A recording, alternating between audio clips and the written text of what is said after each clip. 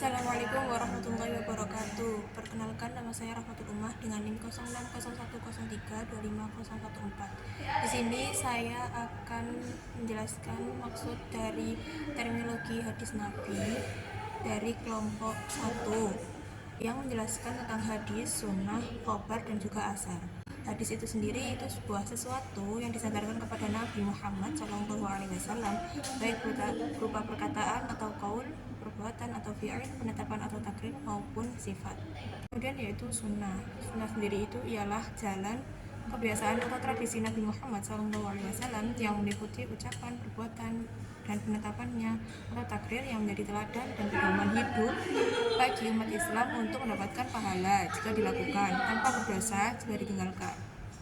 Kemudian khobar sendiri yaitu warta atau berita yang disampaikan dari seseorang kepada seseorang. Dari sudut pendekatan bahasa ini, kata khobar artinya itu sama dengan hadis.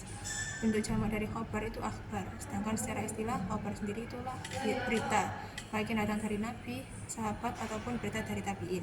Sedangkan ajar secara umum berarti bekas atau sisa sesuatu, namun dalam terminologi ilmu hadis, asal merujuk pada perkataan atau perbuatan sahabat atau tabi'in. Unsur-unsur hadis itu ada sanad dan juga matan. Sanad sendiri itu yang berarti sandaran atau bersandar menjadi bersandaran.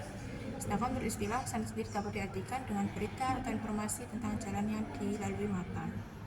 Para ulama hadis juga membagi rangkaian sanad ke dalam 3 tingkatan, yaitu yang pertama ada asah al-asanid atau sanad-sanad yang lebih sahih, yang kedua ada ahsan al-asanid atau sanad-sanad yang lebih hasan, dan yang terakhir ada ad'af al-asanid atau sanad-sanad yang lebih lemah.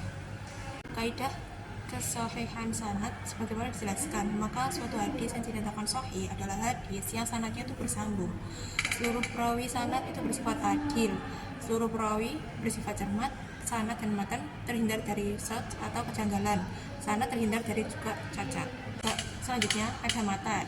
Matan sendiri ialah menurut bahasa tanah yang keras dan meninggi. Definisi ini memberikan pengertian bahwa yang tertulis setelah penulisan silsilah sanad adalah matan hadis. Kaidah kesahihan matan sendiri sebagaimana dijelaskan pada sebelumnya, bentuk matan hadis Nabi itu ada qauliyah, fi'liyah, dan takririah. Matan hadis Nabi yang berbentuk qauliyah merupakan laporan hasil pendengaran para sahabat terhadap sabda-sabda Nabi. Sedangkan matan hadis fi'liyah merupakan penuturan berdasar persaksian atau laporan pandangan mata para sahabat terhadap perbuatan dan contoh perilaku Nabi atau sifat-sifatnya. Adapun juga perbandingan diantaranya ada hadis Nabawi, hadis Qudsi, dan hadis Al-Quran. Hadis Nabawi, hadis Qudsi maupun Al-Quran itu ketiganya diterima oleh para sahabat Nabi. Dari sudut kebacaannya, hadis Qudsi itu yang artinya suci atau bersih. Ia disebut sebagai hadis karena redaksinya itu disusun oleh Nabi SAW sendiri. Di kesimpulannya, hadis itu sebagai pedoman hidup yang tak akan terpisahkan dari Al-Quran sendiri. Pelajari hadis juga membantu kita memahami ajaran Islam secara lebih utuh dan juga mendalam secara terperinci. Penting juga untuk selalu memastikan keautentikan hadis sebelum mengamalkannya. Sekian penjelasan singkat dari terminologi hadis Nabi.